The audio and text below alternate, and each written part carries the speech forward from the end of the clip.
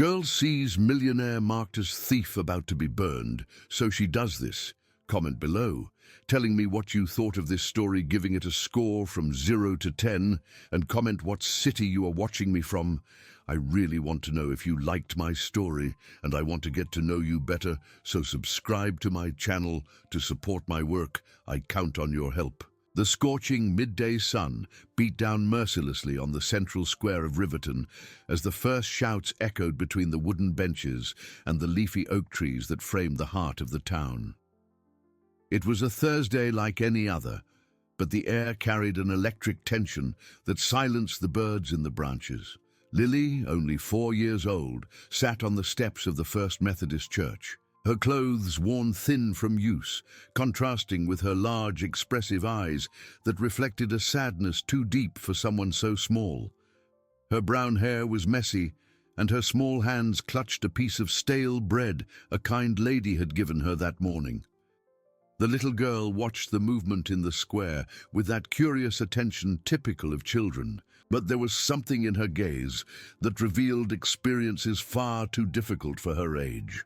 Lily had been on the streets for 3 weeks, ever since her grandmother Rose, 72, had collapsed at home and been rushed to the county hospital. The girl found herself completely alone in the world. Rose was all she had. Her parents had passed away when she was still a baby, leaving the little one in the care of her grandmother, who worked as a seamstress to support them both. When Rose was admitted with severe pneumonia that evolved into heart complications, Lily was left lost. Neighbors tried to help in the first few days, but everyone had their own struggles and couldn't take on the permanent care of a child. Thus, Lily ended up wandering the streets of the town, sleeping on park benches and depending on the kindness of strangers to eat. That specific afternoon, a commotion began to form on the other side of the square.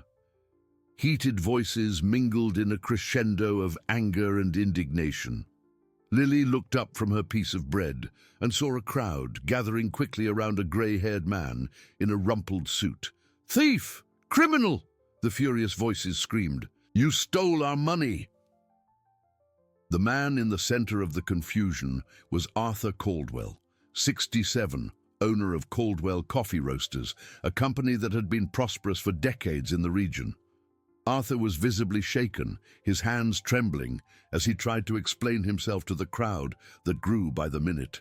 "Please listen, I didn't do anything. It was all a misunderstanding." His hoarse voice tried to rise above the screams, but no one seemed interested in listening. Among the protesters was Mrs. Higgins, who had lost all her savings, $15,000 she had saved for years selling homemade pies and jams. There was also Mr. Henderson, a retiree who had invested his entire severance pay in the company, and Mary Grace, a widow who had entrusted Arthur with her husband's life insurance money. Everyone there had a story of betrayed trust and shattered dreams. "My whole family is starving because of you," shouted Mrs. Higgins, her eyes red from crying. "You promised our money was safe." The situation became increasingly tense. Someone threw a rock that grazed Arthur's head. Another threw a rotten tomato that hit his chest, staining his white shirt. The businessman, who had always been respected in the town, now found himself surrounded by people who saw him as responsible for their misfortunes. "Let's burn this thief!" shouted an anonymous voice from the crowd. "That's right! He deserves it!" answered another. Arthur felt fear rising in his throat. His legs shook so much he could barely stand. He looked around looking for an exit, but he was completely surrounded. The furious faces around him seemed like distortions of people he had known for years. Neighbors who bought coffee from his company, entire families who had trusted him. It was at that moment that Lily stood up from the church steps. The girl had watched the whole scene with growing concern.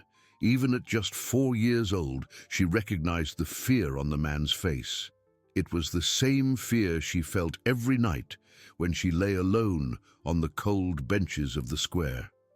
Without thinking twice, Lily dropped her piece of bread and started running toward the turmoil. Her small legs carried her through the crowd. dodging between the adults until she arrived right in front of Arthur.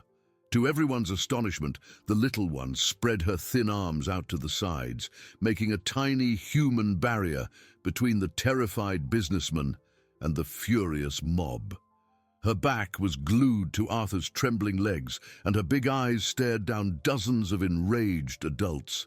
"Don't hurt him!" Lily screamed with her high-pitched but surprisingly firm voice. "He's not bad. I can see he's not bad." The crowd stopped as if struck by lightning. The silence that followed was deafening. Mrs. Higgins lowered the fist she had raised in the air. Mr. Henderson swallowed hard, unable to process what he was seeing. A 4-year-old child, clearly in a vulnerable situation, had placed herself between them and the man they considered their enemy. "Girl, get out of there! That man is dangerous!" Mary Grace tried to shout, but her voice came out without its former strength. "No," Lily replied with determination. "You are scared just like he is. People who are scared don't do bad things on purpose." Arthur, still trembling, looked down and saw that little figure protecting him. Tears began to run down his wrinkled face. In 67 years of life, he had never felt such gratitude and at the same time such shame for needing to be protected by a child. The crowd began to disperse slowly, some out of embarrassment, others out of confusion at that unexpected scene. In a few minutes, only a few people remained in the square, and Arthur was still there, standing, with Lily still in front of him. "Thank you, little one," he murmured, his voice choking up. "You saved me." Lily turned to face him, her big eyes studying the face marked by tears. "You were very scared. I know that fear." Arthur knelt to be at her height. "What is your name, my child?" "Lily. And you?" "Arthur Caldwell." In that moment, looking at that brave child who had risked her safety to protect a complete stranger, Arthur made a decision that would change both their lives forever. "Come with me, Lily," said Arthur, extending his trembling hand to the girl. "I can't leave you alone here in the square." Lily hesitated for a moment, studying the older man's face. There was something in his tired eyes that conveyed safety, a kindness she hadn't seen in weeks. Slowly, she placed her small hand in Arthur's calloused palm. The walk to the businessman's house was made in silence. Lily walked beside him, her short steps trying to keep up with the man's long strides. Arthur had to slow down several times, still processing what had happened in the square and trying to understand how such a small child had demonstrated such courage.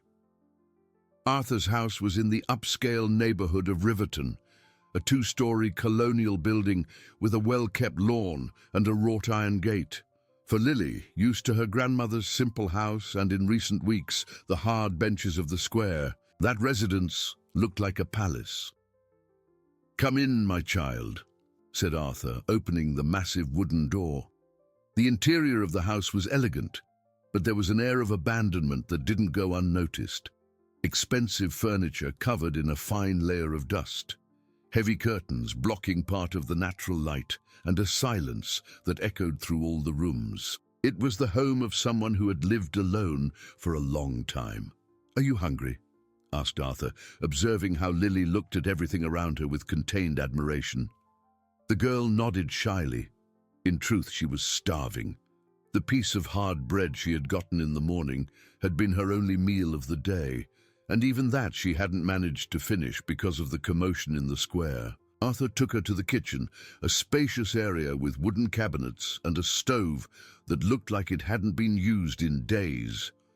He opened the fridge and found only a few containers with leftovers that Mrs. Gable, the housekeeper who came twice a week, had prepared.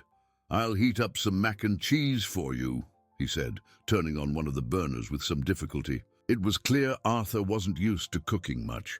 While the food heated, he sat at the kitchen table and watched Lily, who continued exploring the environment with her eyes. The girl seemed lost in that space, so different from what she knew. "Lily, where are your parents?" Arthur asked gently. I don't have parents. I only have Grandma Rose, but she's sick in the hospital," the girl replied, her voice getting lower at the mention of her grandmother. "And who is taking care of you while your grandma recovers?" "No one. I sleep in the square and people sometimes give me food." Lily's words hit Arthur like a punch in the gut. A 4-year-old child living on the streets, depending on the charity of others to survive, while her grandmother fought an illness in the hospital. Life had been too cruel to that little one. "How long have you been like this?" he asked, serving the plate of warm food for her.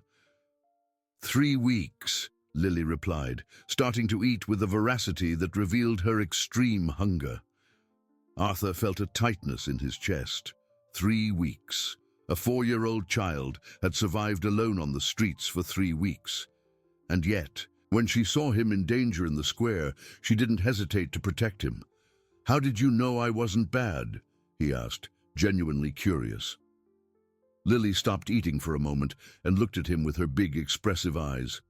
"My grandma always said that bad people have hard eyes. Yours are sad, but not hard."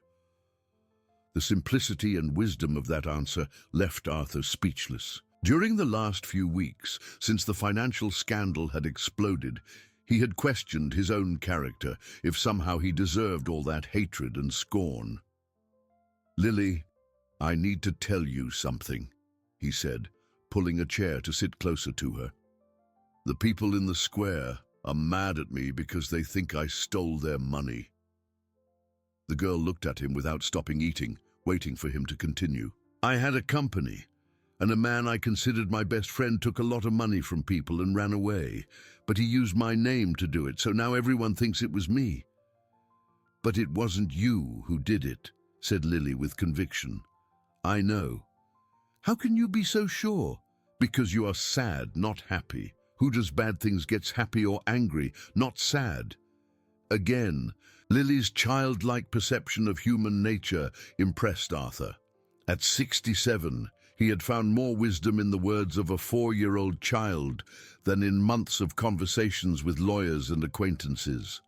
After Lily finished eating, Arthur took her to see the rest of the house.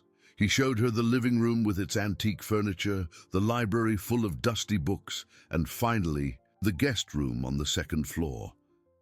"You can sleep here tonight," he said, watching how the girl's eyes lit up seeing the big clean bed. "For real?" she asked, incredulous. "Of course. I can't let you go back to the square." That night, after giving Lily a bath and finding some old T-shirts that belonged to Mrs. Gable's granddaughter for her to wear, Arthur sat on the edge of the bed while the girl snuggled between the clean sheets. "Mr. Arthur," she said, her voice sleepy. "Yes, dear? Thank you for letting me stay here. Thank you, Lily, for saving me today in the square." "We saved each other," she said, closing her eyes. Arthur stayed there until he was sure she had fallen asleep, watching that peaceful little face that for weeks had known only discomfort and insecurity. For the first time since the scandal had started, he felt something resembling peace. When he went down to the living room, however, reality came knocking at his door again. Literally, someone was pounding on the wood with force, accompanied by muffled shouts. "Arthur Caldwell, we know you're in there. Open this door." Arthur recognized the voice of Martha Higgins, Mrs. Higgins' daughter, one of the main victims of the scam. Martha had become a sort of informal leader of the victims group, organizing protests and mobilizing social media against him. "Open up! There's no use hiding!" The screams continued. Arthur looked up, worried the noise would wake Lily. He couldn't allow that child, after everything she had already been through, to witness another scene of violence. With his heart racing, he headed to the door, knowing he would face another night of accusations and threats. But this time, he had something to fight for, beyond his own reputation. Now he had a 4-year-old girl counting on him to protect her. What Arthur didn't imagine was that Lily's presence in his house would be discovered, and that this would bring consequences that would test not only his ability to care for her, but also his determination to prove his innocence. Arthur took a deep breath before opening the door. On the other side, Martha Higgins was accompanied by 3 more people, all with furious expressions stamped on their faces. The 43-year-old woman had messy hair and red eyes, evidencing sleepless nights since she discovered the family's savings had vanished. "Where is our money, Arthur?" Martha shot out without preamble, pushing the door hard and entering the house uninvited. "Martha, please, this isn't how we're going to resolve." Arthur tried, but was interrupted. "Don't give me that talk. My mother is in need because of you. Mrs. Higgins, 70 years old, having to ask neighbors for food because she trusted you." Martha's 3 other companions spread out through the room, examining the expensive furniture and decor with accusing looks. It was Mr. Henderson, the retiree who had lost his severance, Mary Grace and George, a local merchant who had invested his shop's renovation money. "Look how this criminal lives," said George, pointing to the crystal chandelier on the ceiling. "While we struggle, he's here in luxury with our sweat." "I've already explained to you all," tried Arthur, keeping his voice low so as not to wake Lily. "It was Warren who did everything. He forged my signature. He—" "Lies!" shouted Martha. "You were the owner of the company. How could you not know anything? You are his accomplice." Mr. Henderson approached Arthur, his index finger pointed at his chest. $60,000, Arthur. It was all I had. I worked 40 years in the factory to save that money." "And I lost 15,000, completed Mary Grace, tears running down her face. "It was my late husband's life insurance. It was to support my small children." Arthur felt the weight of the accusations like stones. Every story of suffering hit him deeply because he knew he was innocent, but he also understood the pain of those people. They had the right to be furious. They were just directing their anger at the wrong person. "You have every right to be mad," he said, trying to stay calm. "But I was also deceived by Warren. He was my best friend for 15 years. I trusted him as much as you trusted me." "Stop this acting!" yelled Martha. "Do you think we are idiots? Where is he now? Why did he disappear right after the money vanished?" It was a question for which Arthur had no answer. Warren Barnes had disappeared without a trace, the same week the investors discovered their funds had been diverted. He had simply vanished, leaving only a note saying he needed to sort out some personal issues and would be back soon. "I don't know where he is," admitted Arthur, "but I am doing everything I can to find him and recover your money." "Doing what exactly?" questioned George. "Because from what we know, you are here in your comfortable house while we suffer." It was at that moment that a soft noise came from the stairs. Everyone turned to see Lily coming down the steps, rubbing her sleepy eyes. The girl was wearing pajamas way too big for her, which Arthur had improvised with an old t-shirt. "Mr. Arthur," she said with a sleepy voice, "why are people shouting?" "Dice!" The silence that followed was awkward. Martha and her companions looked at the child with surprise, not expecting to find a girl in the house of the man they considered their enemy. "Who is this child?" asked Martha, her voice losing part of its aggression. Arthur positioned himself protectively between Lily and the visitors. It's a complicated situation." Lily, still half asleep but realizing the tension in the room, approached Arthur and held his hand.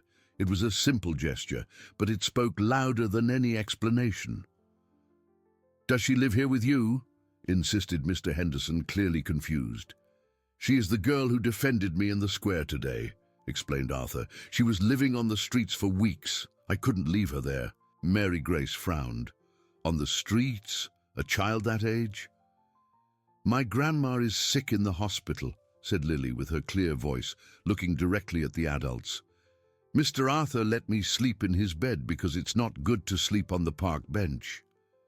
The revelation caused visible discomfort in the group. Martha exchanged glances with the others, clearly not expecting that situation. "And since when do you care about abandoned children, Arthur?" asked George, trying to maintain aggression, but his voice sounded less convinced. "Since a 4-year-old saved me from being lynched by you all this afternoon," replied Arthur, his own voice becoming firmer. "This girl showed more courage and compassion in one day than I have seen in months." Lily squeezed Arthur's hand tighter, feeling he needed support as much as she had needed it earlier. Martha was visibly uncomfortable. She had come there to confront a criminal, but the child's presence changed the whole dynamic of the situation. It was hard to maintain aggression in front of an orphan girl who clearly saw Arthur as her protector. "This doesn't change the fact that you stole our money," she said, but without the former strength. "I didn't steal anything," replied Arthur, his patience finally running out. "And even if I had, do you think it appropriate to come here shouting in front of a child? Look at her. Lily has suffered enough in life." Mr. Henderson lowered his head, clearly embarrassed. Mary Grace wiped the tears from her face, looking at Lily with a maternal expression she couldn't hide. "Let's go," murmured Mary Grace to the others. "This isn't right." "Mary is right," agreed Mr. Henderson. "We didn't come here to scare a child." But Martha wasn't ready to give up. "1 minute," she said, crouching down to be at Lily's height. "Honey, are you sure you are safe here? Do you know any adult in your family who should know where you are?" Lily looked at Martha with her big eyes, and then at Arthur.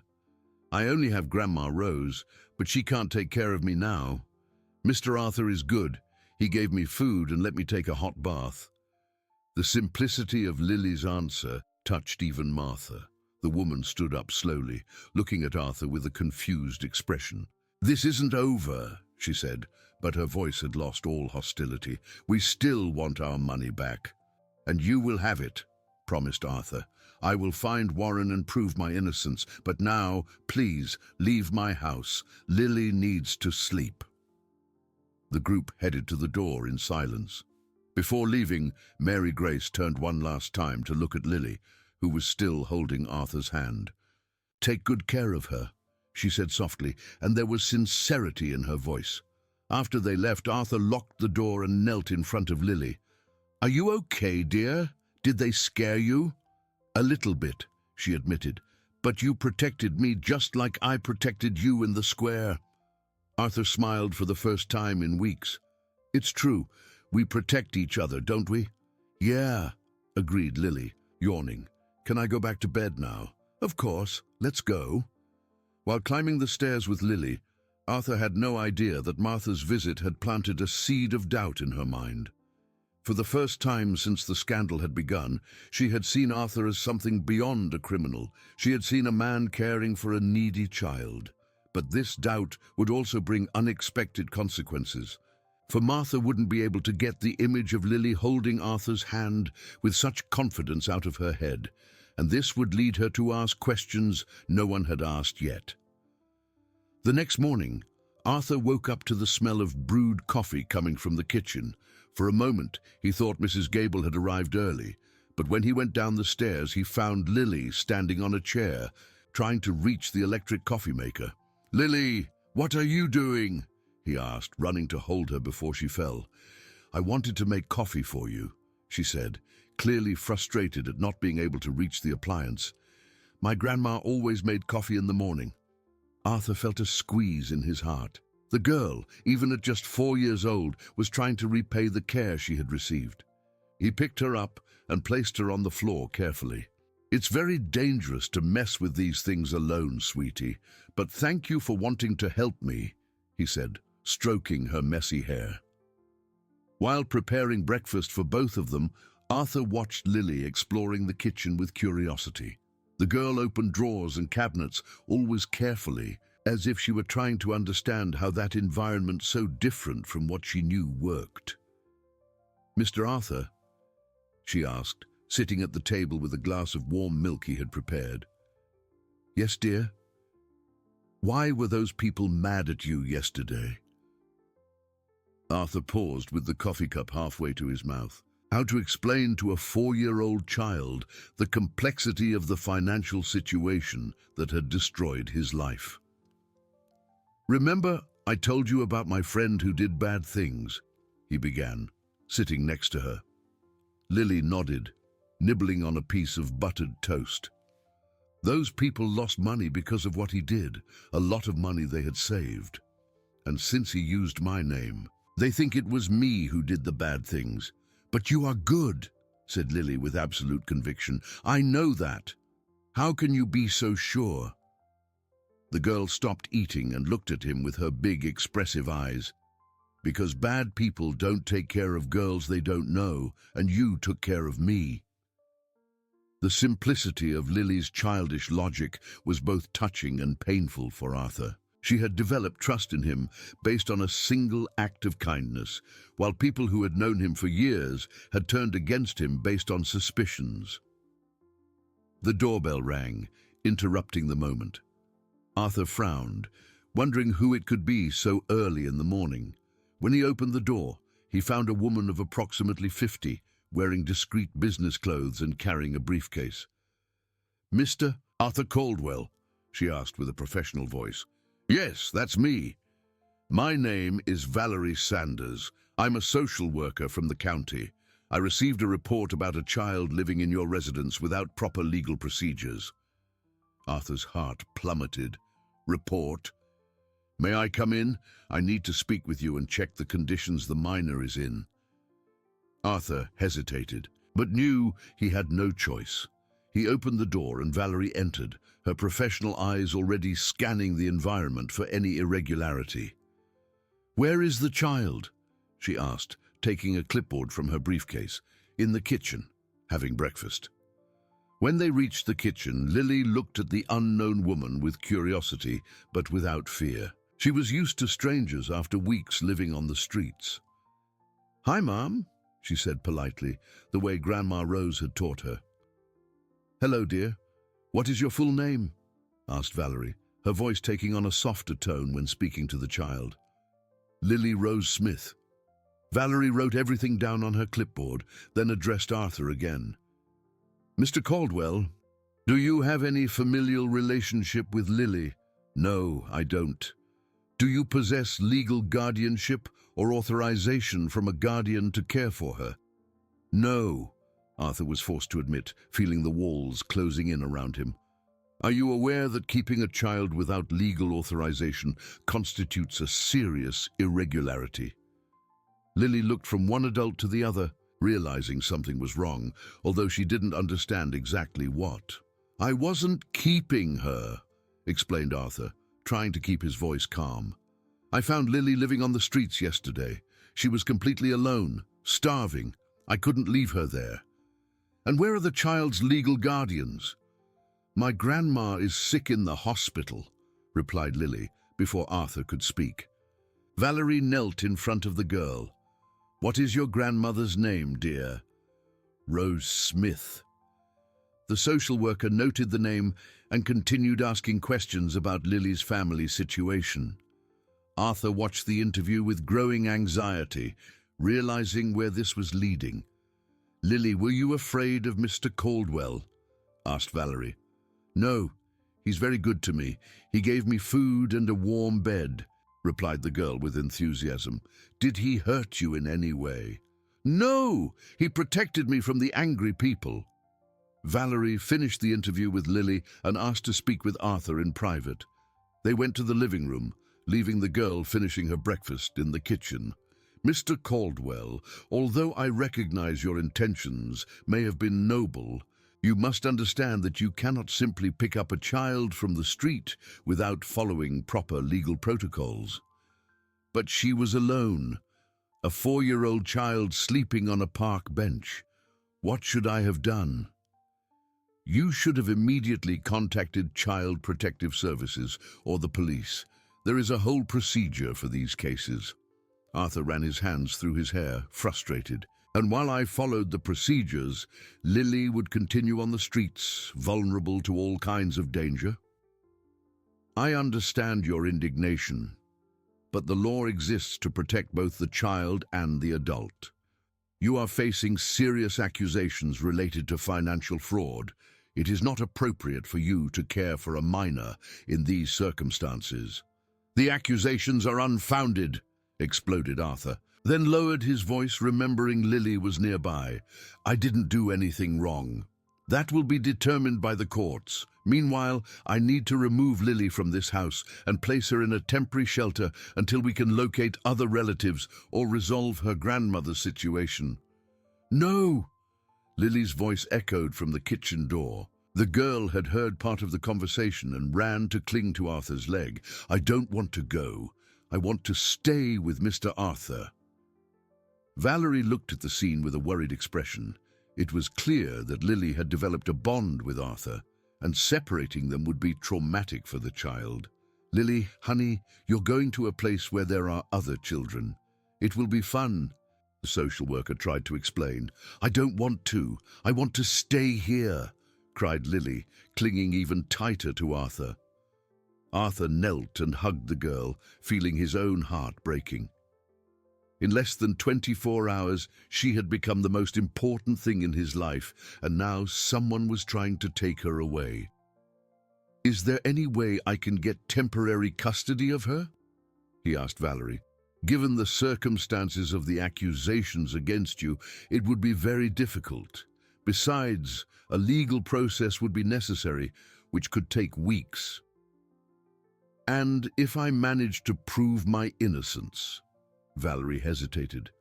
"Even so, you would need to demonstrate that you have the conditions and capacity to care for a child. A full social study, psychological evaluation would be necessary." "How long would Lily have to stay in the shelter? Until her grandmother recovers or until we find other suitable relatives? It could be weeks. It could be months." Arthur felt Lily trembling in his arms. The girl didn't understand all the adults' words, but she understood they were talking about separating them. "Please," he pleaded, "give me at least a few days to try to resolve this. She just got off the street. She's starting to feel safe. She can't be ripped from a stable environment again." Valerie observed the interaction between them, clearly conflicted between following protocols and doing what seemed best for the child in that moment. "Mr. Caldwell, whoever made the report specifically mentioned that you are being accused of financial crimes.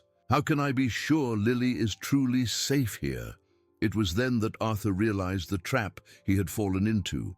His attempt to protect Lily had become a weapon in the hands of those who wanted to destroy him, and now the girl he was trying to save could be taken from him exactly because of the false accusations that were already ruining his life.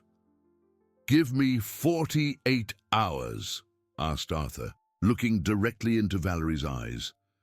"Just 2 days for me to get a lawyer and start the legal process for temporary custody." Valerie hesitated, watching Lily, who still clung to Arthur's leg tightly, tears running down her little face. The social worker had seen many difficult situations in her career, but something in that scene touched her deeply. "Mr. Caldwell, I shouldn't accept this. The protocols are clear." "Please," he insisted, "look at her. Lily has suffered enough trauma. 2 days won't make a difference for the protocols, but they can make all the difference for her." The woman sighed, putting the clipboard in her briefcase. 48 hours, not a minute more, and I want you to understand that if there is no concrete progress, I will have to do my duty." After Valerie left, Arthur sat on the living room sofa with Lily on his lap. The girl had stopped crying, but was still visibly shaken. "Mr. Arthur, is the lady going to take me away?" she asked with a small voice. "Not if I can stop it," he replied, stroking her hair, "but I need your help with that." "What can I do? I'm just a little girl."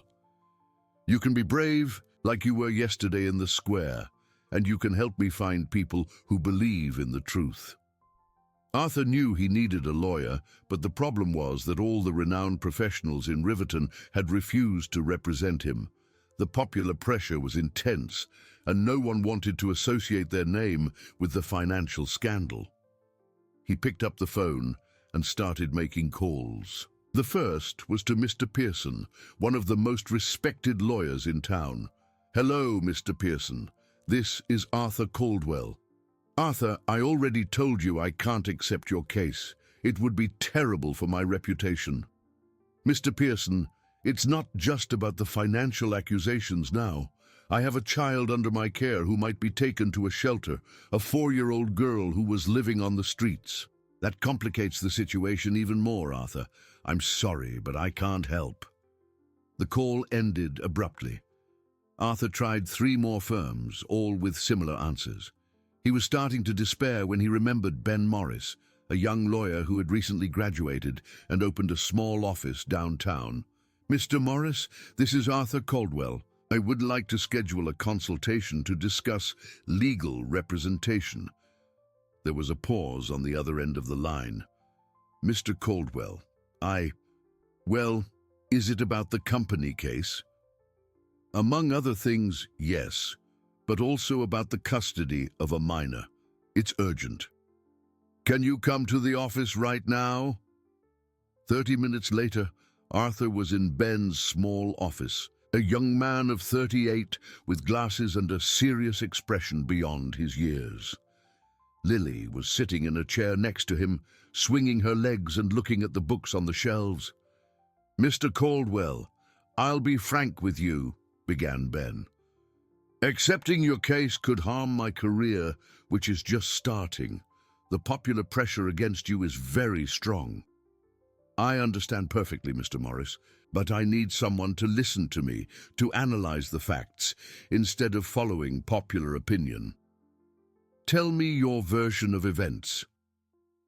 Arthur spent the next hour reporting in detail how Warren had operated the fraudulent scheme. He showed documents, bank statements, and correspondence that proved he had been deceived just as much as the investors.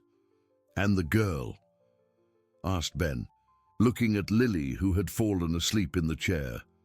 I found her yesterday, living on the streets. Her grandmother has been in the hospital for weeks. When a social worker came today, she said I have 48 hours to regularize the situation, or she will take Lily to a shelter. Ben studied the documents carefully, making notes on a pad. Mr. Caldwell, your financial case is complex, but not impossible. There is evidence that you were a victim of forgery. As for the girl's custody, that is more complicated. Why? Because even if we prove your innocence in the financial matters, you are a single man with no experience with children, and Lily has no relation to you. Judges are very cautious in these cases. Arthur felt his heart sink. So there is no hope. I didn't say that, but we need a solid strategy. First, let's request an evaluation of the girl's grandmother's situation in the hospital. If she is really incapacitated to care for Lily, and if there are no other relatives, you can plead for temporary custody as a social protector. Social protector? It's when someone temporarily assumes care of a child in a vulnerable situation, but you will have to undergo psychological and social evaluations, and mainly you will have to prove you do not represent a risk to the minor. And how do I do that while being accused of fraud? By proving your innocence, and for that, we need to find Warren Barnes. While the 2 men talked, Lily woke up and approached the desk where the documents were scattered. Mr. Arthur, who is this man in the photo? She asked, pointing to a photograph that had fallen from one of the envelopes. Arthur picked up the photo and his face paled. It was an image from a company holiday party where he appeared next to Warren and other employees, including Evelyn Vance, the accountant. It's my ex-partner, Warren, he replied. Why do you ask? I've seen him before, said Lily naturally. Arthur and Ben looked at each other, surprised. Where did you see him, sweetie? Asked Ben. In the square. He was talking to a lady in a fancy car. I was sleeping on the bench and woke up because they were talking loud. When was this? Asked Arthur, his heart starting to race. A few days ago, before you took me home. Lily, are you sure it was this man? Insisted Ben, showing the photo again. The girl studied the image carefully. Yes, I am. He had the same hair and a deep voice, and the lady called him Warren. Arthur felt a mixture of hope and anger. Warren hadn't fled far away as everyone thought. He was right there in Riverton, or at least had been recently. Lily, do you remember anything else? What car was it? What did the lady look like? Asked Ben. It was a shiny black car, and the lady had short red hair. They were fighting about money. Ben made quick notes. Mr. Caldwell, this changes everything. If Warren is still in the region, we can try to locate him. But how? The police already looked for him and found nothing. The police searched based on the information that he had fled town. If Lily saw him recently right here, he might be hiding somewhere close. And who would be the woman with red hair? Questioned Arthur. Ben frowned, thinking, from what you told me, Warren didn't operate alone. Someone helped him forge documents, manipulate the accounts. It could be that this woman is his accomplice. Evelyn, murmured Arthur, my accountant for 15 years. She had access to everything in the company. Does Evelyn have short red hair? Yes, she always has. Lily, realizing she had said something important, felt useful for the first time in weeks. Can I help you find them? Arthur picked her up, hugging her tightly. You have already helped a lot, my dear, much more than you imagine. Ben closed his notepad and looked at his watch. We have less than 40 hours now. I will prepare the papers for the temporary custody request, and we will start a private investigation to find Warren and Evelyn. And if we don't manage in time, we will, said Ben with determination. Lily didn't just give us a clue about where to find the real culprits. She gave us hope.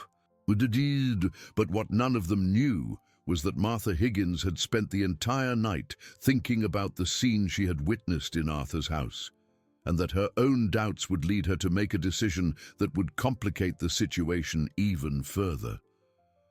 Martha Higgins hadn't been able to sleep well since the previous night. The image of Lily holding Arthur's hand with such confidence wouldn't leave her mind.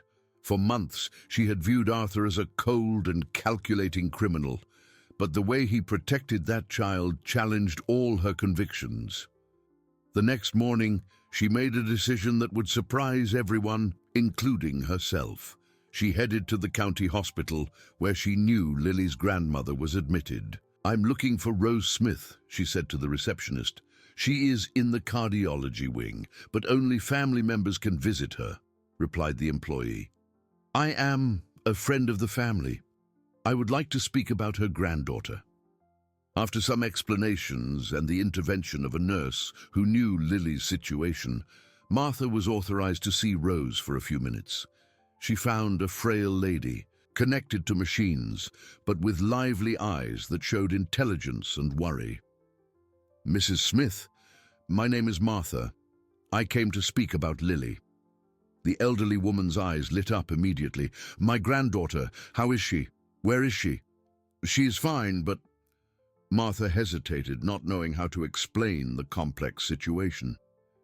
She is being cared for by a man named Arthur Caldwell. Rose's face contracted in confusion. Arthur? I don't know any Arthur. Who is he? Why is he taking care of my Lily? Martha spent the next few minutes explaining how Lily had been living on the streets and how Arthur had taken her in. She carefully observed Rose's reactions, looking for signs that the elderly woman knew more about the situation than she appeared to. My God, murmured Rose, tears running down her face. My poor granddaughter on the streets. I knew this could happen if I got sick, but I had nowhere to take her. Mrs. Smith, don't you have other relatives who could care for her? I have no one else. My daughter, Lily's mother, died in childbirth. Her father disappeared before the birth. It's just us two in the world. Martha felt a tightness in her chest. Lily's situation was even more precarious than she imagined. And this Arthur, is he a good person? Asked Rose with anxiety. Martha paused before answering. I I'm not sure. There are accusations against him, serious financial problems. But last night I saw how he cared for Lily and— What? Speak, please. She trusts him completely. And he seemed genuinely concerned for her well-being. Rose closed her eyes, clearly fighting against emotion and fatigue. I need to get out of here. I need to take care of my granddaughter. Did the doctors say when you can be discharged? They don't know yet. My heart is very weak. It could be weeks. It could be months. Rose's voice cracked. And if I don't manage to recover, what will happen to Lily? It was then that Martha made a decision that would change the course of the entire situation. Mrs. Smith, I am going to investigate this Arthur Caldwell. I will find out if he really is a good person or if Lily is in danger. Why? Why would you do this for us? Martha hesitated. How to explain that she herself had been one of the most fervent people against Arthur, but that now her certainties were shaken? Because no child deserves to suffer for the mistakes of adults, she replied finally. After leaving the hospital, Martha headed downtown, but not to protest against Arthur as she had done in recent weeks.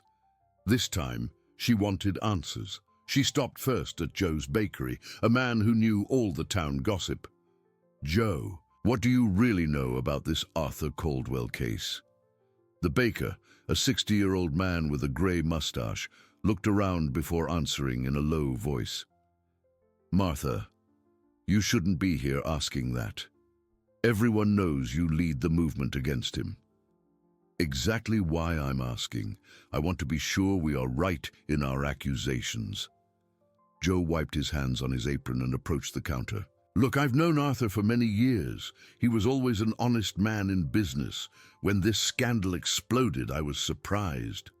But the evidence shows someone used his name to do the cheating, not necessarily that it was him who did it. Martha frowned. What do you mean by that? Warren Barnes, his partner, always seemed like a slippery man to me. And that accountant, Evelyn too. Very smart, too smart sometimes. Where are they now? No one knows, vanished like smoke, but there's a strange thing. What? My nephew works at the gas station on the way out of town. He said he saw Evelyn's car there a few times in the last few weeks, late at night. Martha's heart raced. Are you sure? He's known her car for years, a well-kept black sedan. Said she was always with a man and that they seemed nervous. Martha left the bakery with more doubts than certainties. She decided to make one more stop before making any decision. Ben Morris's office, who she had discovered was the lawyer Arthur had hired. When she arrived at the small office, she found Ben preparing documents while Arthur held Lily on his lap. The girl was drawing on a piece of paper, seemingly unconcerned with the tension around her. "Excuse me," said Martha from the door. "Can I speak with you?" Arthur tensed immediately, remembering the confrontation from the previous night. Ben looked from one to the other, realizing the hostility in the air. "Martha, what do you want here?"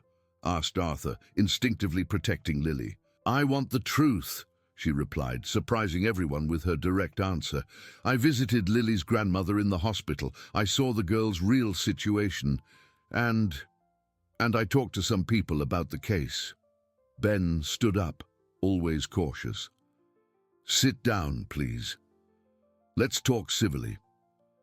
"Arthur," said Martha, looking directly at him, "I want you to tell me your version of the facts. Everything.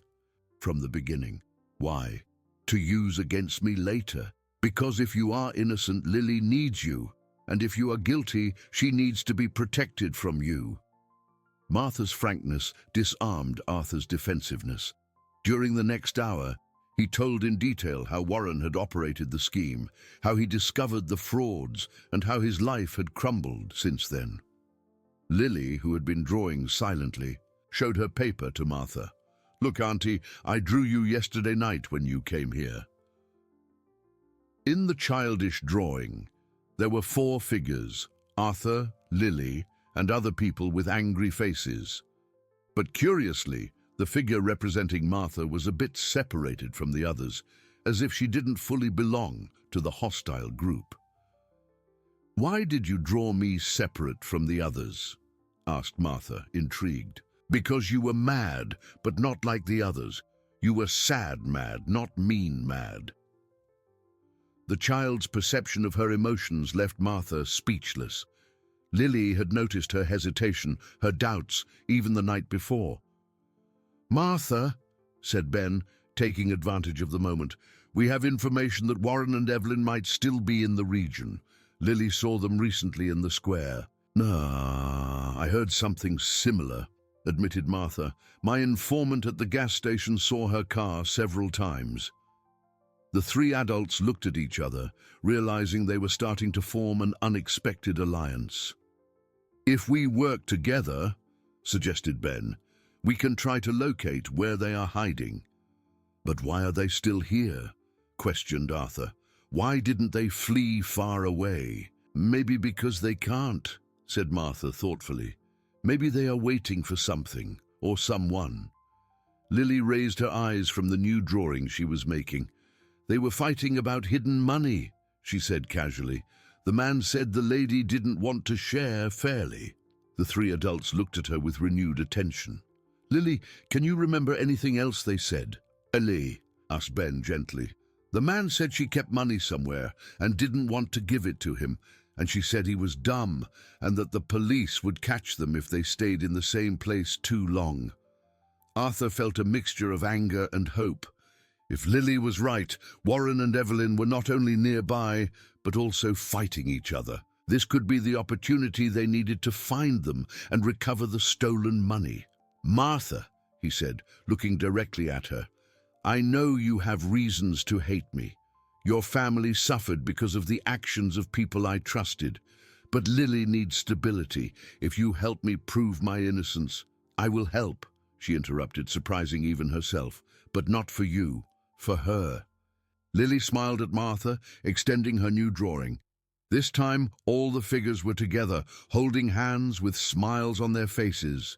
What none of them knew was that Warren and Evelyn were much closer than they imagined, and that the fight between the two criminals was about to result in a desperate decision that would put everyone in danger. In a rented house on the outskirts of Riverton, hidden between cornfields and protected by a dirt road that few knew, Warren Barnes walked nervously through the small and poorly furnished living room. His hands shook as he held a cell phone, arguing in a low voice with someone on the other end of the line. "No, we can't leave town yet," he said, running his free hand through his grey hair. "The situation is too hot. Any suspicious movement and the police will catch us." Evelyn Vance was sitting at the kitchen table, counting stacks of cash with the mechanical precision of someone who had worked with numbers all her life. At 51, the accountant had dedicated 15 years of her life to Arthur's company, gaining the boss's complete trust. Now, she used that knowledge to cover her tracks. "Warren, hang up that phone," she ordered in a low but firm voice. "Every call you make is one more risk. I need to know if they managed to transfer the rest of the money to the offshore account," he replied, covering the device with his hand. "The rest of the money can wait. Our priority now is to get out of here undetected." Warren finished the call and sat heavily in the chair across from Evelyn. The 2 months he had spent hiding had taken their toll. The man who once dressed in expensive suits and frequented the town's best restaurants now wore simple clothes and had deep circles under his eyes. "Evelyn, I can't live like this anymore. Hiding like a fugitive, afraid of every noise on the road." "Should have thought of that before getting so greedy," she replied coldly, without stopping counting the money. "We agreed it would be a small amount that wouldn't attract attention, but you wanted more, always more. And you made sure to help me at every step. Don't act like a saint now." Evelyn stopped counting and stared at him with her cold eyes. "I did my part as agreed. I forged the documents, created the ghost accounts, manipulated the reports. But you decided to double the amounts. You wanted to involve more investors because you said you could cover everything. And I did. Arthur suspected nothing for months. The problem was your incompetence in managing the money afterwards. The argument between the two was becoming more intense, and neither of them noticed that outside the house, hidden behind a wire fence, someone was watching and listening to every word. Ben had spent the whole morning investigating possible hideouts based on the information Martha had collected. The gas station where her nephew worked was on the road leading to the rural zone, and he had decided to follow that lead. After talking to some locals, he discovered that an isolated house had been rented recently by a couple who preferred to maintain privacy. The description matched Warren and Evelyn. They arrived here about 2 months ago, the nearest neighbor, a farmer named Old Man Pete, had said. Paid 6 months in advance in cash, said they were from Chicago, that they wanted peace and quiet. Now, crouched behind the fence, Ben held his cell phone recording the conversation that confirmed all suspicions. Warren and Evelyn were not just guilty. They were discussing details that would definitively prove Arthur's innocence. "What do we do with the remaining money?" asked Warren, pointing to a suitcase in the corner of the room. "We split it as agreed, and each goes their own way," replied Evelyn. "I'm going to the state capital. You go wherever you want." "And we leave Arthur to carry the blame alone?" "Arthur served perfectly as a scapegoat. He is the owner of the company, has assets, is the obvious target. While everyone is focused on him, we disappear." "But what if he manages to prove it wasn't him?" Evelyn laughed with disdain. "How? All signatures are perfect. All documents pass any forensic examination. It took me years to perfect the forgery of his handwriting." Ben felt a mixture of anger and triumph. Finally, he had the full confession recorded. But when he tried to move away silently to get help, he stepped on a dry twig that snapped loudly in the silence of the afternoon. Evelyn and Warren froze. "Did you hear that?" she murmured. "There was someone listening," he replied, getting up quickly and running to the window. Ben tried to run but tripped on the wire fence and fell. When he managed to get up, Warren was already at the house door shouting, "Hey, stop right there! Who are you?" Ben ran toward his car, which he had left hidden on a side road, but Warren was faster and more desperate. He caught up to him before he could reach the vehicle. "Who sent you here? How much did you hear of our conversation?" yelled Warren, holding Ben by the arm. "I didn't hear anything. I got lost, looking for a farm." "Liar! You were recording, weren't you?" Evelyn arrived running, already with a suitcase in hand. "Warren, we don't have time for interrogations. Take his phone and let's go." Warren snatched the phone from Ben's hands and saw immediately that it was recording. "Damn it! How long were you there?" "Warren, enough! Let's leave now!" insisted Evelyn, clearly panicking. It was then that Warren made a desperate decision. "We can't let him go. He knows where we are, heard everything." "What are you suggesting? Let's take him with us, at least until we get out of the region." Ben tried to protest, but Warren pushed him toward the house. "Don't make noise and nothing will happen to you. We just want to buy time to get out of here." Inside the house, while Evelyn finished gathering the last important objects, Ben observed everything around. There were documents scattered on the table, stacks of money, and mainly an open laptop with spreadsheets that seemed to contain the entire parallel accounting of the fraudulent scheme. "Evelyn, are you sure you destroyed all evidence at the company?" asked Warren, while tying Ben's hands with an extension cord. "Of course I did. I reformatted all computers, burned all physical documents. Nothing was left that could incriminate us." "And the backups?" "What backups? I controlled the whole system. There was no backup of anything compromising." Ben realized they didn't know the company had an automatic cloud backup system, which Arthur had installed months before without telling them. If he could get out of there and access those files, he would have enough evidence to prove everything. "Can we go now?" asked Evelyn impatiently.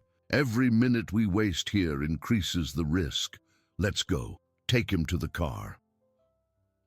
While he was forced into Evelyn's black sedan, Ben thought desperately about how to alert Arthur and Martha about what he had discovered. They had less than 20 hours before Valerie returned to take Lily, and now he was kidnapped by the only ones who could prove Arthur's innocence. From the back seat of the car, with his hands tied, Ben watched Warren and Evelyn discussing which route to take to leave town. They were nervous, making mistakes, and that might be his only chance. "Where are we going?" he asked, trying to sound calmer than he felt. "To a place where you can't interfere with our plans," replied Evelyn, accelerating the car on the dirt road. "You know kidnapping is a much more serious crime than fraud, don't you?" "No one is kidnapping anyone," said Warren. "You will stay with us until we leave the region, then we release you." "And you think I'll stay quiet after that?" Evelyn looked at him through the rearview mirror. "Mr. Morris, isn't it? I saw your name on some City Hall documents. Recently graduated lawyer, small office, few clients. You have a lot to lose if you decide to play hero." The threat was clear, but Ben knew he couldn't give up, not just for Arthur, but mainly for Lily, who in a few hours could be separated from the only adult who had shown he wanted to protect her. While the car moved away down the dusty road, Ben began to formulate a plan. If he could free himself or send some signal, there would still be time to save both Arthur and Lily, but first he needed to find out exactly where they were going. Arthur looked at the clock for the 10th time in 5 minutes. It was 4 in the afternoon, and Ben had left in the morning promising to return with information about Warren and Evelyn's possible hideout. Now, less than 18 hours remained before Valerie returned to take Lily. "Mr. Arthur, why are you nervous?" asked Lily, who was sitting on the living room rug, playing with some improvised toys he had gotten for her. "I'm not nervous, dear, just worried about some adult things." "Is it because of the lady who wants to take me away?" Arthur knelt beside her, trying to hide his anxiety. "Lily, remember we talked about how sometimes things change even when we don't want them to?" "I remember, like when my grandma got sick." "That's right. Well, maybe you need to stay somewhere else for a while, until I solve some problems." Lily's big eyes filled with tears. "But I don't want to go away. This is my home now." "I know, my dear, and I will do everything I can so you come back soon." The doorbell rang, making Arthur jump with hope.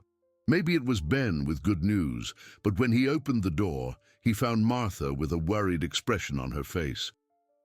"Arthur, did you have news from Ben?" "None. Why? Did something happen?" "I scheduled to meet him at the hospital at 2 in the afternoon to talk to Rose about the legal situation. He didn't show up and doesn't answer the phone." Arthur felt a chill in his stomach. That's not like him. Ben is very punctual and responsible. "That's what I thought. Arthur, what if something happened to him?" Before they could discuss more, Arthur's phone rang. It was an unknown number. "Hello? Arthur Caldwell?" The voice on the other side was male, muffled, as if the person was trying to disguise it.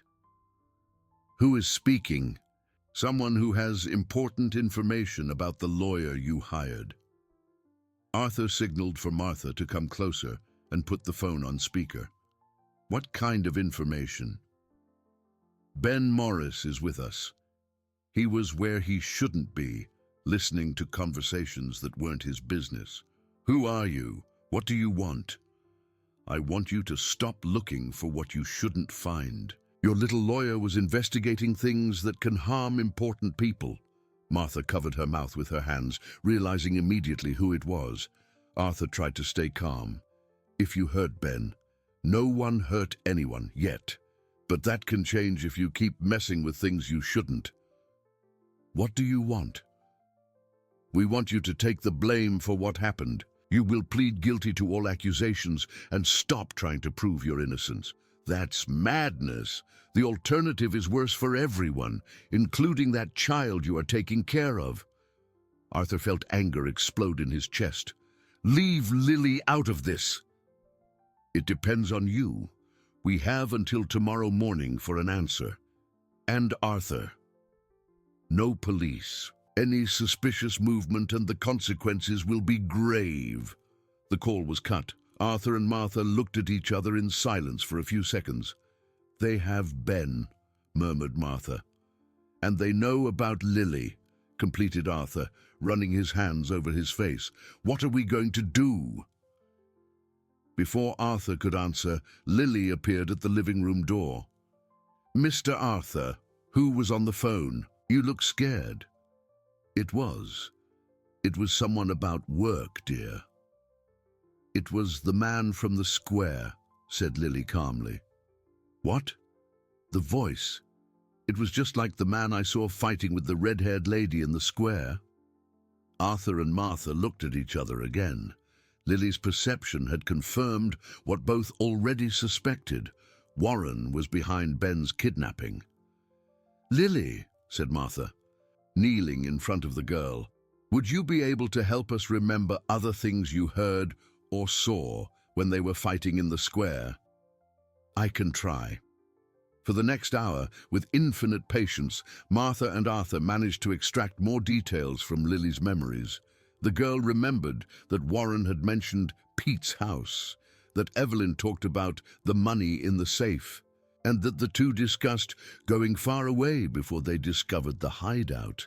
"Pete's house," repeated Martha thoughtfully. "Could that mean something?" "Old man Pete is a farmer who lives in the rural zone," said Arthur. "Ben mentioned he was following leads in that direction. So they might be hiding somewhere near Pete's property. It's possible. But how will we find out without alerting Warren?" It was then that Lily made a suggestion that surprised both. "Why don't you ask Grandma Rose? She knows everyone in town." Martha got up quickly. "Lily is right. Rose has lived here all her life. If anyone knows of isolated houses in the region, it's her. But she is very weak in the hospital," pondered Arthur. "But she is lucid. And if we explain it's to protect Lily, I'm sure she will want to help." 20 minutes later, the three were at the hospital. Rose was visibly emotional seeing Lily for the first time in weeks. "My dear granddaughter," she murmured, extending weak arms to hug the girl. Lily ran to the bed and hugged her grandmother carefully, intuiting she was fragile. "Grandma, I missed you so much." "Me too, my little one. But I see you are well taken care of." Rose looked at Arthur with sincere gratitude. "Mr. Caldwell, thank you for taking care of my granddaughter." "No need to thank me, Mrs. Smith. Lily brought light to my life." Martha explained the situation quickly. Ben's kidnapping, the threats, and the need to find where Warren and Evelyn were hiding. "Mrs. Smith," she said, "do you know of isolated houses in the rural zone that could serve as a hideout, especially near Old Man Pete's property?" Rose closed her eyes, concentrating. "There are several empty houses around there. Lots of people left the rural zone in recent years. But if they wanted to rent something discreet..." "Yes?" "There's the late Jonas's house. It's on a little road almost no one uses. His widow, Mary Jo, lives in town now and rents the house now and then." "Where is it exactly?" "Take the road that goes to Pete's farm, but before getting there there's a fork to the left. The house is at the end of that little road, well hidden among the oak trees." Arthur felt a mixture of hope and fear. "Mrs. Smith, if we go there and really find these people, we will manage to prove my innocence, but we will also be putting everyone in danger." "Mr. Caldwell," said Rose, holding his hand with the strength she still had left, "my granddaughter trusts you. That is enough for me. Do whatever is necessary to protect her." Lily, who had listened to the whole conversation with attention, asked a question that froze everyone's blood. "If you find the bad man, will he give Dr. Ben back?" "Let's hope so, dear," replied Arthur, but internally he knew the situation was much more complex and dangerous. "And if he doesn't give him back?" Arthur and Martha looked at each other, not knowing how to answer. How to explain to a 4-year-old child that people don't always do the right thing, even when they have every reason to. "Then we'll have to be smarter than him," said Martha finally. When they left the hospital, it was already getting dark. Less than 15 hours remained before Valerie returned, and now they had a possible location for Warren and Evelyn. But they also knew that any false move could result in grave consequences for Ben. "Arthur," said Martha as they walked to the car, "we need a plan. We can't simply show up there, I know, but we also can't involve the police. So what do we do?" Before he could answer, Lily pulled his shirt. "Mr. Arthur, I can help." "How, dear?" "If they see me, they will think you brought a child, and that it's not dangerous. Bad people always underestimate children." Lily's suggestion was simultaneously brilliant and terrifying. Using a 4-year-old child as part of a plan to confront criminals was unthinkable, but she was right. Her presence could make Warren and Evelyn lower their guard. "Absolutely not," said Arthur firmly. "I won't put you in danger." "But I'm already in danger," replied Lily with disturbing maturity. "If you don't manage to prove you are good, the lady will take me away tomorrow." Arthur realized he was facing the most difficult decision of his life. At 5 in the morning, Arthur had been awake for hours, pacing the kitchen while preparing coffee with trembling hands. He had made the toughest decision of his life. He would partially accept Lily's suggestion, but with modifications that guaranteed her safety. Lily came down the stairs still in pajamas, rubbing sleepy eyes. "Mr. Arthur, why did you wake up so early?" "Because today is a very important day, dear. Remember what we talked about yesterday? About helping find Dr. Ben." "Exactly. But I want you to understand one very important thing. You will only help us from afar in safety. I won't let anything bad happen to you." Martha arrived shortly after 6, bringing a bag with snacks and a determined expression on her face. She had spent the night awake, elaborating every detail of the plan they had discussed. "How is she?" asked Martha, watching Lily drinking warm milk at the table. "Too brave for a 4-year-old girl," replied Arthur. "Sometimes her maturity scares me." "It's what suffering does to children, forces them to grow up before their time." At 7:30, the three were in Martha's car, following the rural road leading to Old Man Pete's property. The plan was simple in theory, but complex in execution. Locate the house where Warren and Evelyn were hiding, confirm Ben was there, and somehow get evidence of the crime without alerting the criminals. "Lily," said Martha while driving, "when we get there, you will stay in the car with the doors locked. If anything goes wrong, you honk the horn until someone appears to help." "But I wanted to help for real," protested the girl. "You are helping," assured Arthur. "Without you, we never would have discovered it was Warren on the phone yesterday, nor gotten the information about where they were." When they reached the fork Rose had described, Martha slowed down. The little road was indeed almost imperceptible, covered by low branches and little used. At the end of it, partially hidden among oak trees, as the elderly woman had said, was a small house with a black sedan parked in front. "It's her car," murmured Martha. "Evelyn, I recognize the plate." Arthur felt his heart race. Finally, they had found those responsible for all his misfortune, but the anger he felt was tempered by fear of what could happen in the next hours. "Martha, stop the car here. Let's approach on foot. And Lily stays here in the car, as agreed." Arthur turned to the girl. "Honey, do you remember what you have to do? If you don't come back in an hour, I honk the horn until someone comes to help. And if someone strange tries to open the car, I scream very loud. Very good. And if everything goes right, you come back with Dr. Ben and prove you are innocent."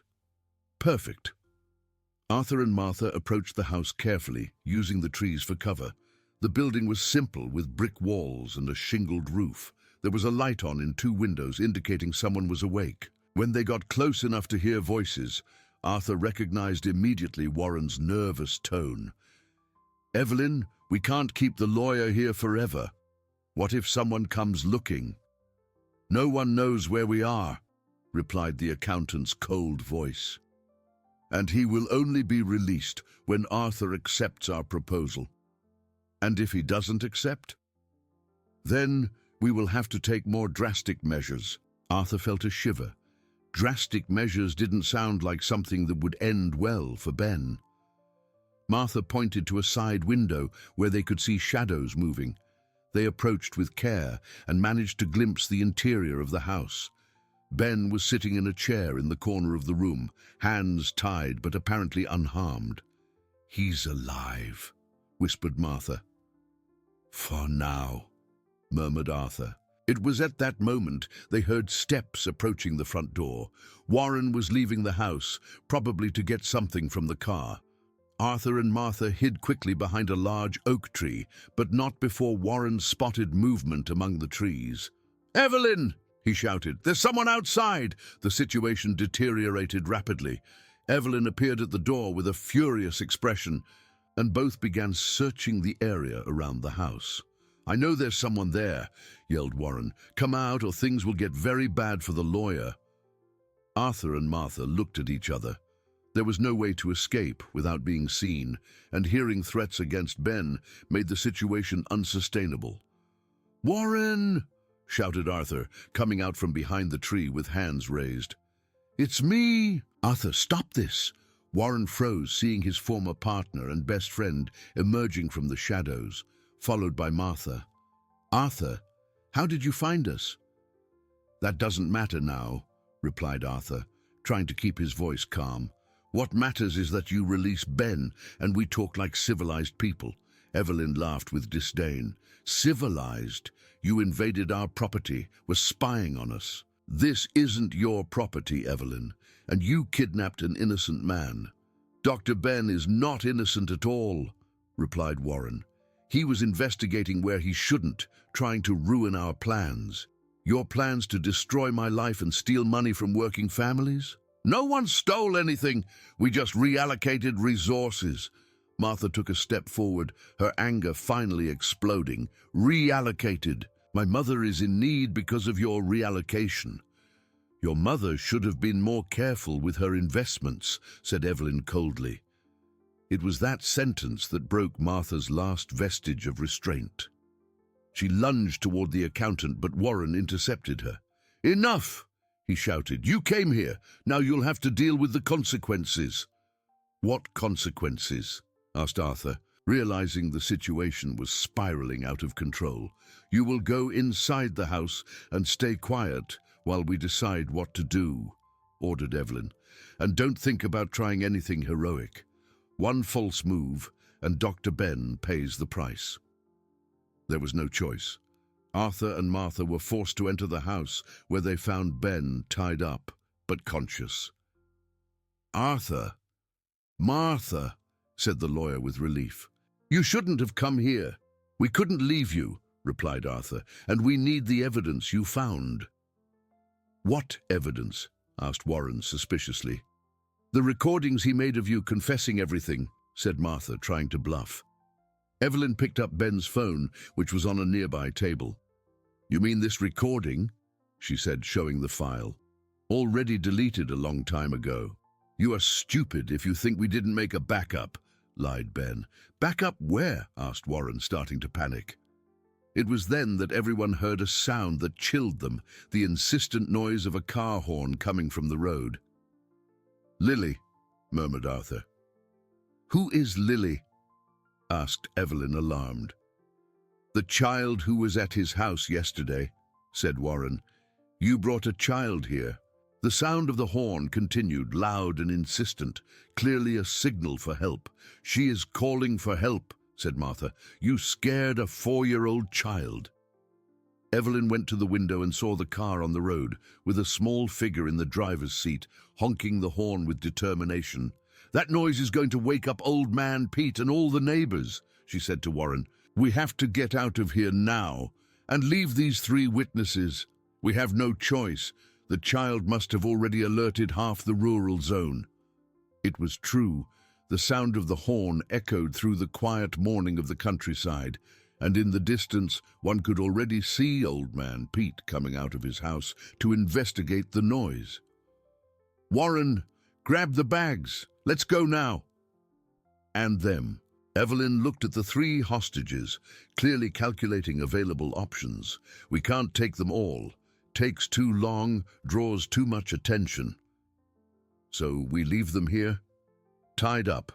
By the time someone finds them, we'll be far away." While Warren and Evelyn ran through the house, gathering their belongings in panic, Arthur realized that Lily had saved them all. Her courage and intelligence had turned a desperate situation into an opportunity. But the question now was whether they could stop the criminals from fleeing before help arrived. The sound of Lily's horn had created a domino effect Warren and Evelyn hadn't foreseen.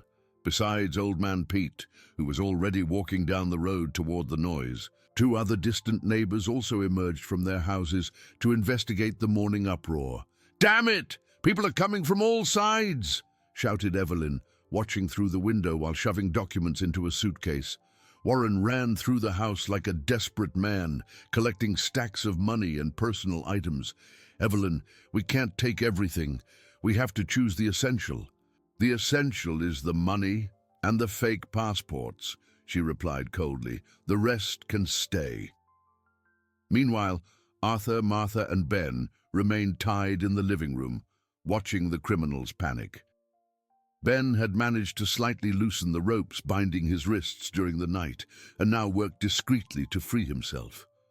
"Arthur," he whispered, "if I manage to get loose, I can try to stop them from fleeing with the evidence." "Don't be a hero, Ben. They are desperate. Desperate people do dangerous things. But if they flee with those documents and the money, we will never manage to prove your innocence." Martha twisted, trying to loosen her own bonds. "And Valerie is coming to get Lily in a few hours, if we don't have proof by then." The sound of the horn stopped abruptly, leaving a tense silence in the air. Everyone froze, imagining what had happened to Lily. "Why did she stop?" murmured Arthur, heart racing. Through the window, they saw Old Man Pete approaching Martha's car. The elderly man walked with caution, clearly worried about the unusual situation of finding a child alone on an isolated road, honking insistently. "Evelyn, we have to go now," insisted Warren, carrying two heavy suitcases. "Still need to get the laptop with the financial files. Forget the laptop, let's go." But Evelyn wasn't willing to leave behind 15 years of meticulous planning. She ran to the bedroom where she had hidden a laptop containing all the documentation of the fraudulent scheme, evidence that, ironically, would both incriminate her and definitively prove Arthur's innocence. It was in this moment of distraction that Ben managed to free himself completely. With quick and silent movements, he got up from the chair and headed to a table where he had seen Evelyn leave a pile of documents. "Ben, no," whispered Arthur, but it was too late. The lawyer had grabbed a handful of papers and was trying to leave through the back door when Warren saw him. "Hey, he's running away with our documents." Evelyn dropped the laptop and ran after Ben, who was already in the backyard of the house. "Drop that! Those documents are ours." "They are evidence of a crime," shouted Ben, running toward the woods surrounding the property. Warren chased him, leaving Arthur and Martha alone in the room. They took advantage of the confusion to try to free themselves, and Martha managed to free one hand. Outside, the situation was complicating rapidly. Old Man Pete had found Lily in the car and was trying to understand what a small child was doing alone on a rural road so early in the morning. "My child, where are your parents?" he asked, noticing she was visibly nervous. "Mr. Arthur and Aunt Martha went into that house," replied Lily, pointing in the direction of the building hidden among the trees. "There are bad men there who took Dr. Ben." Old Man Pete frowned. He knew stories about the late Jonas's house being rented to strangers, and the presence of a scared child talking about bad men put him on alert. "And you stayed here to call for help?" That's right. Mr. Arthur said if it took too long, I should honk the horn until someone came. At that moment, they heard screams coming from the direction of the house. Ben had emerged from the woods, running, still holding the documents, chased closely by Warren.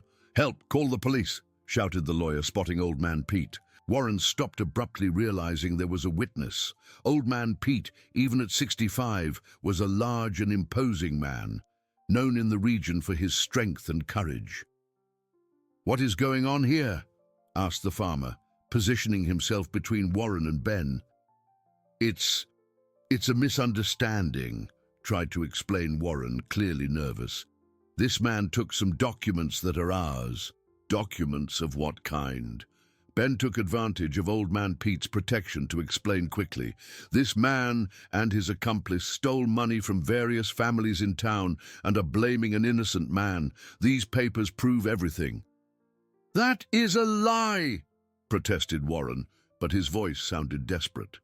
Old Man Pete looked from one man to the other, his life experience telling him who was speaking the truth. "Sir," he said to Warren, "I suggest you go back inside the house and resolve this situation peacefully. It won't be good for anyone if this turns into a bigger mess." Warren realized he was losing control of the situation. Other neighbors had approached, attracted by the noise, and now there were several witnesses. He retreated slowly toward the house, where he found Evelyn in total panic. "Warren, we have to leave now. The situation is lost." Ben fled with important documents. "Forget the documents. If we stay longer, we will be arrested." Inside the house, Arthur had managed to free himself completely and was untying Martha. "They will try to flee," he said. "We have to stop them." "How? We are just two people against two desperate criminals." "We are not just two people. We have Ben, Old Man Pete, and now several neighbors outside. They are surrounded." When Warren and Evelyn returned to the house to get the suitcases and the car, they found Arthur and Martha free and blocking the front door. "It's over, Warren," said Arthur, looking directly into the eyes of the man who had been his best friend. "There is nowhere to run. Get out of the way, Arthur. You don't understand what is at stake." "I understand perfectly. You destroyed my life, stole money from entire families, and now want to run away like a coward. I needed the money. I had debts, commitments, and that justified ruining the lives of innocent people." Evelyn pushed Warren aside. "Enough talk. Let's leave through the back door."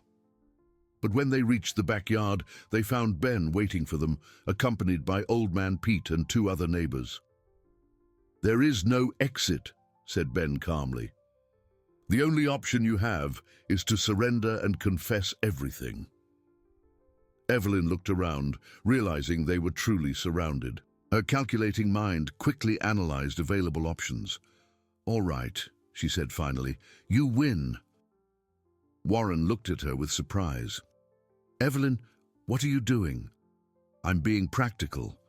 No use running anymore." She addressed Arthur. "But I want to make a deal." "What kind of deal?" "We confess everything, return the money we still have, and collaborate with investigations. In exchange, we want guarantees we won't be lynched by the population." Arthur considered the proposal. It was more than he could have hoped for a few hours earlier. "And Ben, will you admit you kidnapped him?" "It was just a temporary containment," said Evelyn. "We didn't hurt him." "Temporary containment," repeated Martha with indignation. "You kidnapped a man." "Martha is right," agreed Arthur. "But right now the important thing is recovering the family's money and clearing my name." Old Man Pete approached the group. "What do you want me to do?" "Call the police." "Call them," replied Arthur, "and say we have two confessed criminals and enough evidence to solve the biggest financial scandal in Riverton's history." While Old Man Pete made the call, Lily appeared running through the backyard, having finally gotten out of the car, seeing the situation was under control. "Mr. Arthur, are you okay?" Arthur picked her up, hugging her tightly. "I'm fine, my dear. Thanks to you. Your courage saved us." And now the lady won't take me away? Arthur looked at the documents in Ben's hands, at Warren and Evelyn defeated, and at Martha, who smiled for the first time in months. Now, he said, we will be able to prove we are a real family. But even with the capture of the criminals, Arthur still didn't imagine the biggest revelation was yet to come, a discovery that would forever change his understanding of that entire situation. The Riverton police station had never seen a commotion like that. In a few hours, news of Warren and Evelyn's arrest had spread through the whole town, and dozens of people crowded outside the building, some celebrating, others still incredulous. Arthur was sitting in a chair in the sheriff's office, holding Lily on his lap while giving his statement. The girl had insisted on not separating from him after all the morning's tension, and he didn't have the heart to deny her. "Mr. Caldwell," said Sheriff Carter, a middle-aged man with a grey moustache, "I want you to know your charges have been officially dropped. The documents Ben Morris recovered are more than enough to prove your innocence." "And the family's money?" Evelyn revealed the location of 3 bank accounts where most of the diverted funds were deposited. "We are working with the district attorney to release these funds as quickly as possible." Arthur sighed, relieved. "How long will that take?" "A few weeks, maybe a month. But the important thing is the families will recover almost everything." At that moment, Martha entered the room, accompanied by Valerie Sanders, the social worker. Valerie's expression had changed completely since her threatening visit to Arthur's house 2 days before. "Mr. Caldwell," she said, "I came to apologize for how I treated your situation with Lily. I was not aware you were being falsely accused." "No need to apologize, Valerie. You were doing your job." "Yes, but now I need to resolve the legal question of Lily's custody properly." Lily snuggled closer into Arthur's lap, clearly nervous with the social worker's presence. "How will that work?" he asked. "Well, with your innocence proven, and considering the evident bond between you two, we can start a simplified process for temporary custody while Lily's grandmother recovers." "And if she doesn't recover?" Valerie hesitated before answering. "In that case, we could consider an adoption process, if it is in the interest of all parties." Lily raised her head and looked at Arthur with her big eyes. "Mr. Arthur, does that mean I can stay with you forever?" "If you want to, dear. If you want to." "I want to," she replied without hesitation, hugging him tightly. 2 hours later, when they finally left the station, they found a crowd waiting outside. But this time, instead of hostility, there was applause and apologies. Mrs. Higgins was the first to approach, with tears in her eyes.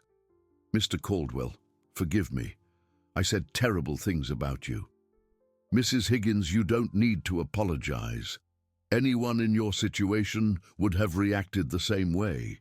But I should have investigated better before accusing, and mainly, I should have noticed how well you cared for that girl." Mr. Henderson, the retiree, also approached. "Arthur, I want you to know I always had a shadow of doubt about this whole story. You were always an honorable man in business." Mary Grace held Lily's hand. "My dear, you were very brave. If it weren't for you, maybe we never would have discovered the truth." During the drive back home, Martha drove in silence while Arthur and Lily talked in the back seat. "Mr. Arthur," said the girl, "now that everyone knows you are good, will things go back to normal?" "Not exactly as they were before, dear. Some things have changed forever." "Like what?" "Well, before I lived alone in a big empty house. Now I have you to keep me company. And before I slept in the square, and now I have a family." "Exactly. Some changes are for the better." When they arrived home, they found Ben waiting on the porch with a serious expression that contrasted with the general joy of the day. "Arthur, we need to talk. I found something in the documents Evelyn tried to hide." "What is it?" "Better we talk in private." Lily went to the backyard to play while the 3 adults gathered in the living room. Ben spread some papers on the coffee table. "Arthur, do you remember how this scheme started? When Warren first suggested accepting external investments. Of course, it was about 2 years ago. He said he knew people interested in investing in the company's expansion. And do you remember the first investor? Vaguely. It was a woman, if I'm not mistaken. Warren said she preferred to remain anonymous. Ben pointed to a specific document. The first investment was made by a shell company called Rose Holdings, $50,000. Yes, I remember that. It was the investment that started the whole scheme. Arthur, Rose Holdings wasn't a shell company created by Warren. What do you mean? It was a real company, registered in the name of Rose Smith. The silence that followed was deafening. Arthur looked at Ben, then at Martha, trying to process the information. Are you saying Lily's grandmother was the first investor in the scheme that destroyed your life? Martha covered her mouth with her hands. But that makes no sense. Rose doesn't have $50,000. She did, corrected Ben. According to these documents, she had sold a rural property she inherited from her late husband. It was the family's entire patrimony. Arthur stood up and walked to the window, watching Lily play innocently in the backyard. So Rose lost all the money she had in the same scheme that destroyed my reputation. Worse than that, she lost the money that would be used to guarantee Lily's future. My God, murmured Martha. That's why she got sick. It wasn't just pneumonia. It was stress, despair at having lost everything. Ben continued examining the documents. And there is one more thing. Rose tried to withdraw the money a few weeks before the scandal exploded. She had discovered something suspicious. How do you know that? Because there is a series of emails from her to Evelyn, questioning some financial reports. Evelyn answered always evasively, asking for more time. Arthur felt a mixture of anger and sadness. So Rose knew something was wrong, but didn't manage to recover the money in time. And when she learned she had lost everything, she probably fell into despair. A 72-year-old lady, responsible for a 4-year-old granddaughter, without resources to support them. That explains why she was so frail when she was admitted, said Martha. It wasn't just a physical illness, it was a complete emotional breakdown. Arthur sat back down, the weight of this revelation being hard to bear. Lily not only lost the family's financial stability because of Warren's scheme, but also lost her grandmother's health. There is one more thing, said Ben hesitantly. What?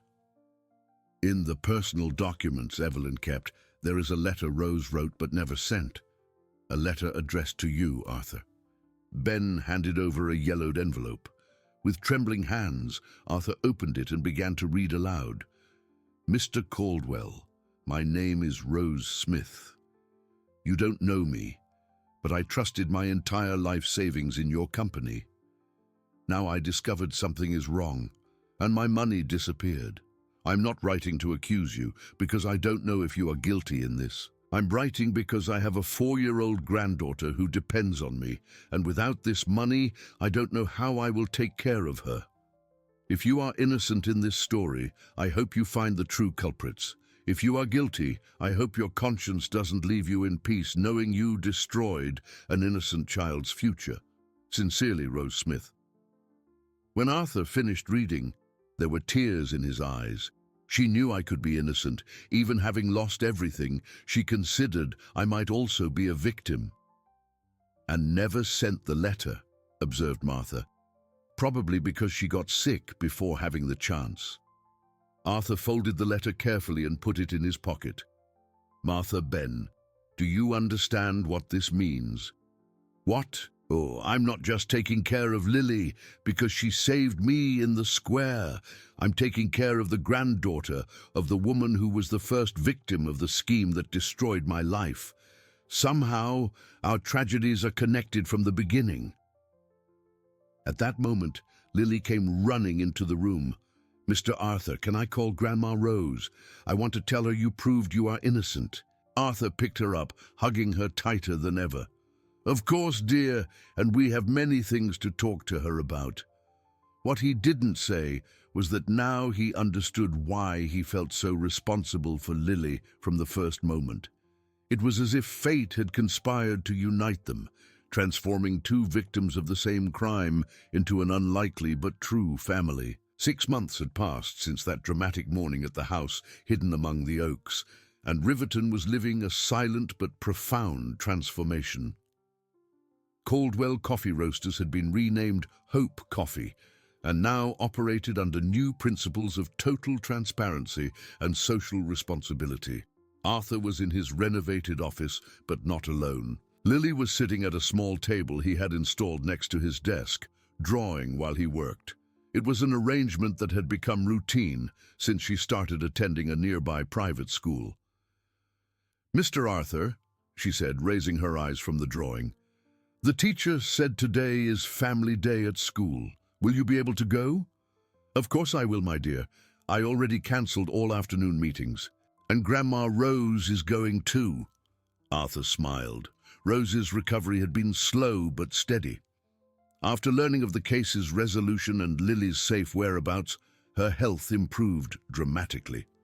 Doctors said much of her condition had been aggravated by stress and depression, and that emotional relief worked as a powerful medicine. She promised she would be there. Dr. Marcus said she can already participate in light activities. Rose had been discharged from the hospital 2 months ago and now lived in a small and comfortable house Arthur had bought for her, just 2 blocks from his own residence.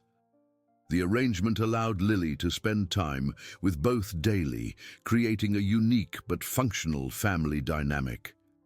The office doorbell rang, and Martha entered, carrying a briefcase and smiling. She had become a constant presence in Arthur and Lily's life, especially after he invited her to work as administrative manager of the renovated company. "How are my favorite business partners?" she asked, making a funny face at Lily. "Aunt Martha," shouted the girl, running to hug her.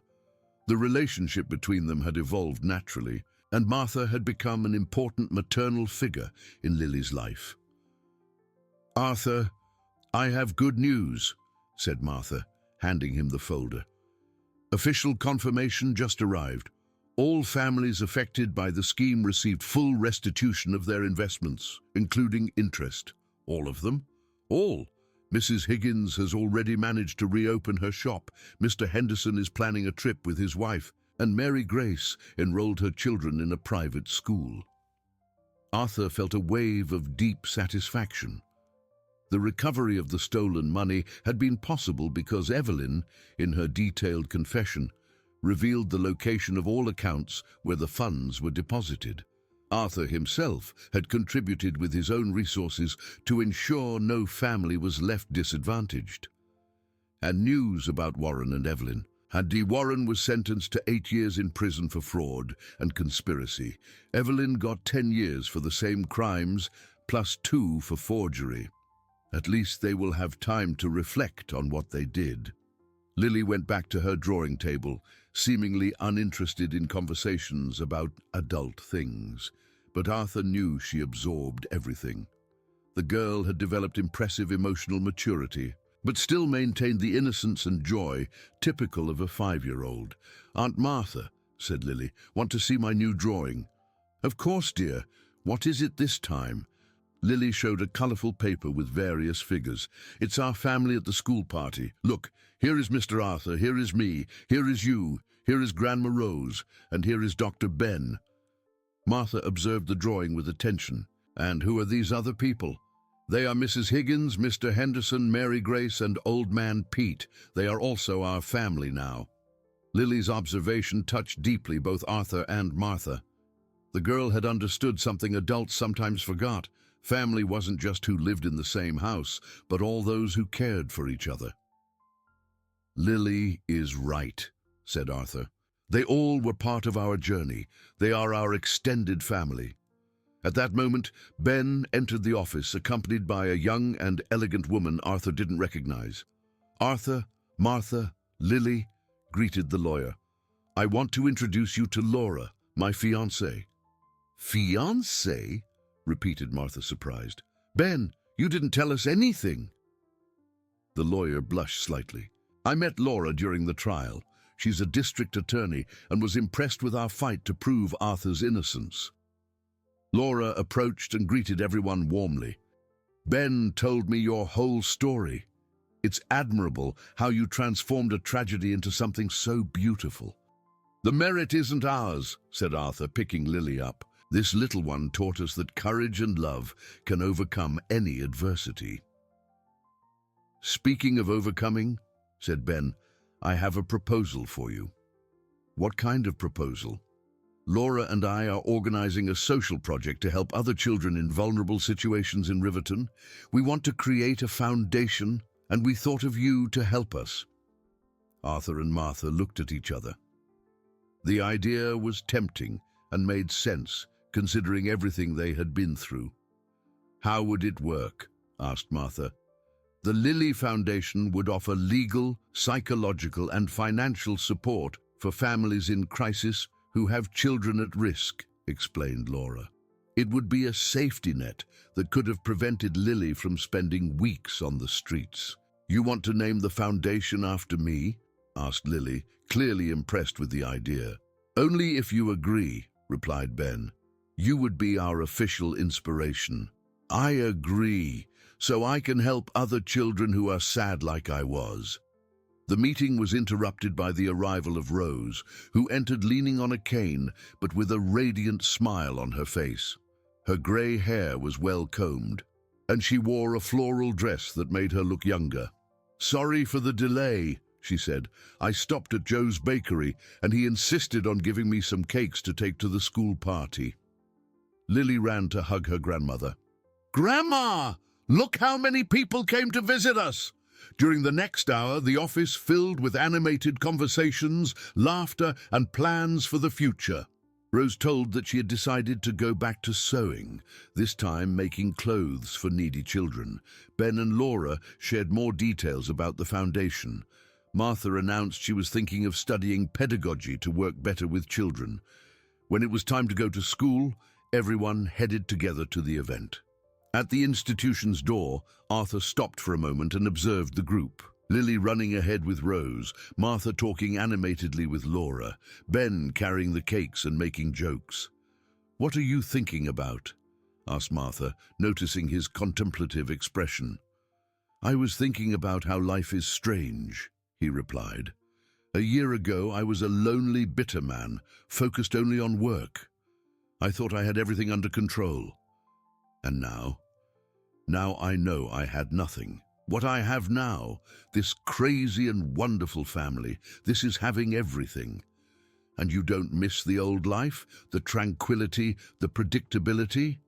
Arthur laughed. Martha, have you ever tried to have a predictable life with a 5-year-old child in the house? Point for you. When they entered the school, they were received with warm greetings from other parents and teachers. Arthur and Lily's story had become known in the town, but not as a scandal, as a story of overcoming and love. During the family presentation, Lily went up to the improvised stage in the classroom and spoke into the microphone with the confidence of someone much older. My name is Lily Rose Smith. This is my family, my daddy Arthur, who taught me that good people exist. My grandma Rose, who taught me that love never ends. My Aunt Martha, who taught me that sometimes people change their minds and become good, and all the other uncles and aunts who helped me when I needed. I learned that family isn't who is born together, but who chooses to stay together. The audience fell silent for a few seconds before exploding in applause. Arthur wiped his eyes discreetly, moved by the wisdom of that girl who had completely changed his life. When they returned home that night, Lily was already sleeping in the back seat of the car. Arthur carried her inside and put her in bed, watching her peaceful face for a few minutes. Thank you, he whispered in the dark. Thank you for saving me in that square. Thank you for teaching me what unconditional love is. And thank you for giving me a family I never knew I needed. Outside, the full moon illuminated Riverton, the same moon that a year before had witnessed a lonely child sleeping on the cold benches of the town square. Now, it illuminated a house full of love, where that same child slept safely, surrounded by people who would give their lives to protect her. The story that began with despair and injustice had transformed into something beautiful, a lesson on how love can bloom in the most unlikely places, and how sometimes we lose everything to discover what really matters. On Lily's bedside table lay her most recent drawing, a big yellow house with many lit windows, surrounded by smiling people holding hands. And flying over all this, colorful birds in total freedom, exactly as she had dreamed during all those cold nights in the square. Finally, everyone had found their way home. If you like this video, please subscribe to my channel. I promise to bring videos every day that will make your life happier. Comment what you thought of my story, giving a score from 0 to 10. And thank you very much.